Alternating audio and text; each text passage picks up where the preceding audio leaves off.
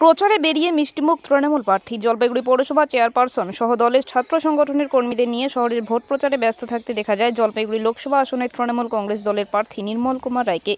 শুধু যে রাজনৈতিক প্রচার তাই নয়, জনসংযোগ কর্মসূচির প্রকৃত রূপ নেয় এই কর্মসূচি। বুধবার রাতের দিকে জলপাইগুড়ি শহরের বাবুপাড়া এলাকায় পথ চলতে চলতে রাস্তার পাশের মিষ্টির দোকানে ঢুকে পড়েন প্রার্থী। আর এতেই আপ্লুত হয়ে প্রার্থীকে মিষ্টি খাইয়ে দেন দোকানের নতুন প্রজন্মের কর্ণধার শুভ্রজ্যোতি মালাকার।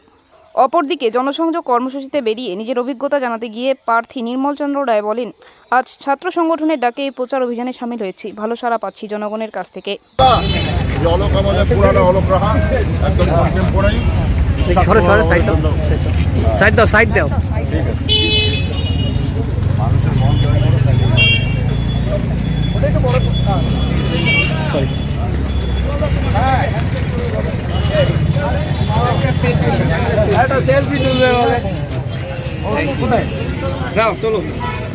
হ্যাঁ, তুলেছি সাইড প্লিজ আমাদের।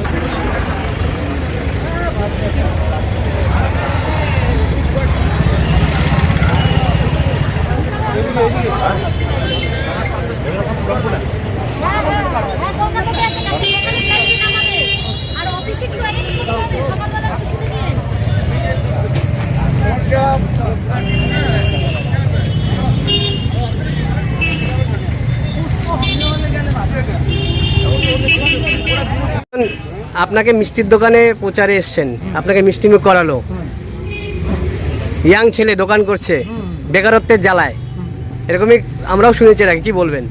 আমি খুব অভিভূত এবং খুব আমি আপ্লুত হয়ে গেলাম যে সে আমাকে মিষ্টি খাওয়ালো। আর বেকারত্ব যেটা বলে আর কি, বেকারের ডেফিনিশনটা ঠিক আমাদের যে সরকারি চাকরি পেলে যে বেকার সমস্যার সমাধান কর্মসংস্থানটা, বেকার মানে কর্মসংস্থান। সেই ইয়ং ছেলে হয়ে আজকে যে এই যে ব্যবসার সাথে যে যুক্ত হয়েছে, আমাদের আচার্য প্রফুল্লচন্দ্র রায় বলেছিলেন যে চাকরি ছাড়াও ব্যবসা দেবে, বাঙালিকে সেটা উপদেশ দিয়েছিলেন। না, ঠিকই আছে, মানে চাকরি না হলে তো একটা কিছু করে খেতে হবে। এখন ওর পড়াশোনা হয়ে গেছে, এখন কি করবে? বেকার একটা কিছু করতেই হবে। আমারও বাড়িতে রয়েছে, আমারও মানে আত্মীয় স্বজনের মধ্যে সেটা রয়েছে, ঠিক আছে তো।